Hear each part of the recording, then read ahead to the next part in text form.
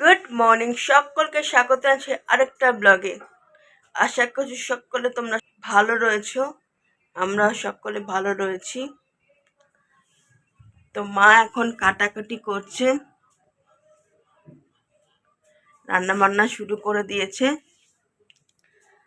তো আর বাবা তো বাইরে চলে গেছে কাজে আর কি।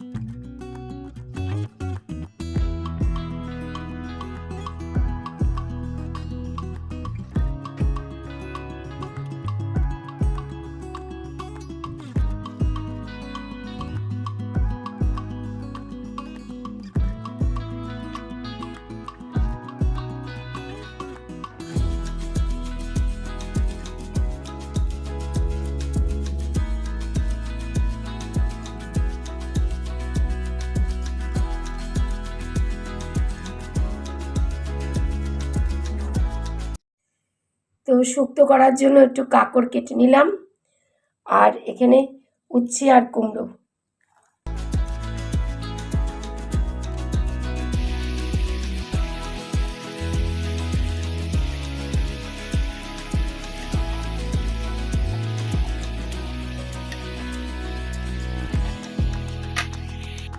সর্ষে আর রাঁধুনি ফোড়ন দিয়ে বসিয়ে দিলাম, আর সাথে হলুদ, লবণ আর অল্প একটুখানি মিষ্টি দিলাম, আর আদা বাটা, সব শেষে একটু আদা বাটা দেবো, তাতেই হয়ে যাবে আমার শুক্তো। আজকে গরমে না বিশেষ রান্না বান্না আজকে করবো না, জানো, শুক্তো আর এই উচ্ছে ভাজা, আর পরে যদি একটু মুগ ডাল সেদ্ধ করে নিই, একটু মুগ ডাল সেদ্ধ করে নেব, ব্যাস হয়ে যাবে। গরমের মধ্যে না কোনো কিছু আর খেতে ভালো লাগছে না। জয়ন্তবাবু যে খেতে ভালোবাসে সে বলছে গরমে বিশেষ কিছু আর এতো না খাওয়া যাচ্ছে না। তো আজকে আরও কিছুটা কাজকর্ম করব, কারণ কালকে সেই জন্য আজকে একটু রান্নাটা একটু তাড়াতাড়ি করে নিচ্ছি, যেন রান্নাঘরে একটু তাড়াতাড়ি চলে এসেছি। আর এইখানে যে ওই ইসে বলেছ, শ্রাবন্তী বোধহয় খুব সম্ভবত বলেছিলে যে এখানে দিদি ওই বাজারে ব্যাগগুলো, তো ব্যাগগুলো সরিয়ে দিয়েছি। অ্যাকচুয়ালি আমিও জানি গো, দেখতে ভালো লাগছে না, কিন্তু আসলে পেরে এগুলো মানে পোতা হয়নি, লাগানো হয়নি আর কি, ওই জন্য একটু অসুবিধা হচ্ছে। তো যাই হোক, একটু সরিয়ে রেখেছি। হ্যাঁ, রান্নাঘরটা যদি একটু সুন্দর করে সাজানো যায় না, বেশ ভালোই লাগে। কিন্তু অ্যাকচুয়ালি ওই যে ঝড় বাদল আসবে বলে তো বৃষ্টিতে না রান্নাঘরের এই দিকটাতে জল উঠে যায়, একটু নিচু এলাকা বলে এই দিকটা নিচু, তো সেই জন্য আজকে ওই ড্রেনটাকে পরিষ্কার করব। ওই জন্য দেখো ড্রেনটার না সেই সিমেন্ট বালি পড়ে না ড্রেনটার খুব করুণ অবস্থা হয়েছে। তো সেই জন্য আজকে দেখো কি অবস্থা। তো বাড়িঘরে একটু পরিষ্কার পরিচ্ছন্ন না রাখলে না ভালো লাগে না, দেখতেও ভালো লাগে না। আর একজন বললো জানো তো, টালি নিয়ে যাবে, টালিগুলো সে নিয়েও গেল না। আমার গাছগুলোর কি অবস্থা দেখো, গাছগুলোকে দেখেও না করুণা হচ্ছে, মানে কষ্ট হচ্ছে। বাহ, কি সুন্দর হাওয়া দিচ্ছে দেখো, পাতাগুলো একদম নড়ছে। তবু এর মধ্যেই আর কি, কি বলতো, গাছগুলোতে একটু জল জল দিই আর কি, দুবেলাই জল দিই, কারণ এখন গরমকাল যেহেতু দুবেলা জল না দিলে হয় না, চলে না। দেখো কি অবস্থা হয়ে রয়েছে।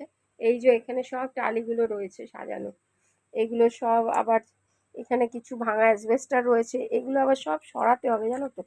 এই জন্য না মানে একা তো এগুলো পারবো না, সেই জন্য। আর এখানে এই যে বাঁশগুলো রেখেছি, দেখো ড্রেনটার কি অবস্থা। এই বালিগুলো সব পরিষ্কার করবো আজকে জানো তো, না হলে আর চলবে না। এই জায়গাটাও একটু ঝাড়ু দিতে হবে, সব কিছু একটু স্নানের আগে করব।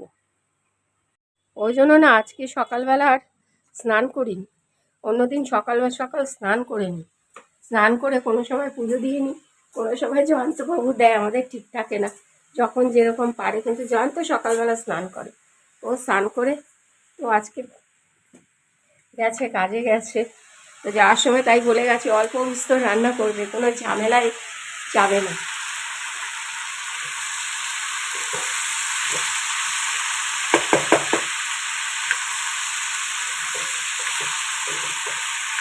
একটু নেড়ে দিলাম। একটু সময় লাগে জানো, কাঁকড়টা একটু কাটতেও সময় লাগে, করতেও, কিন্তু খেতে খুব দারুণ হয়, খুব ভালো লাগে। আগে কোনোদিন খাইনি এই জিনিসটা, না আমার শ্বশুরবাড়িতে এসে আমি এই কাঁকড় জিনিসটা দেখেছি।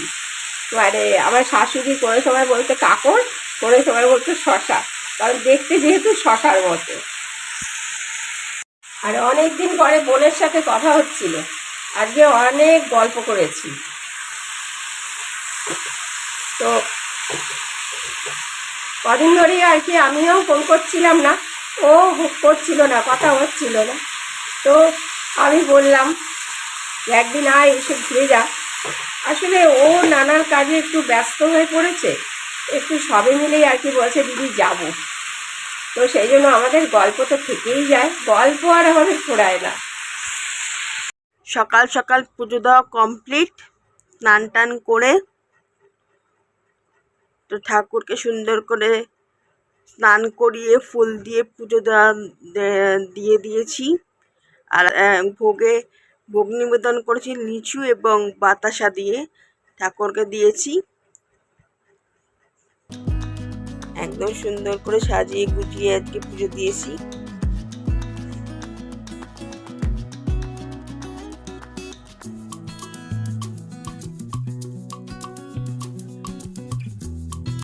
এখানে আমার ভাত হয়ে গেছে।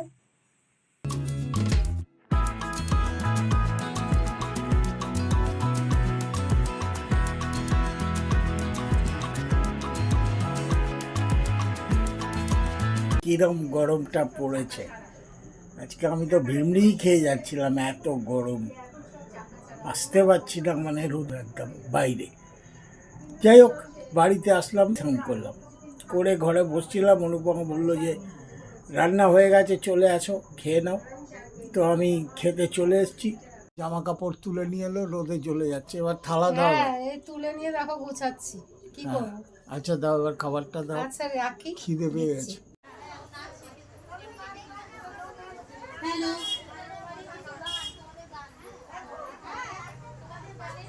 আজকে সন্ধ্যায় আমরা একটা রবীন্দ্র সন্ধ্যা করছি। এটা ঘরোয়া একটা অনুষ্ঠান, সবাইকে নিয়ে, পাড়ার কাকু কাকিমা এবং বৌদিদের নিয়ে একটা অনুষ্ঠান হচ্ছে। যতটুকু পেরেছি তোমাদেরকে তুলে ধরার চেষ্টা করেছি। পাড়ার ছোট ছোট বাচ্চারা, পাড়ার মেয়ে বউরাও সবাই এসে একত্রিত হয়ে এই ঘরোয়া অনুষ্ঠানটা হচ্ছে। চলো দেখো এরকম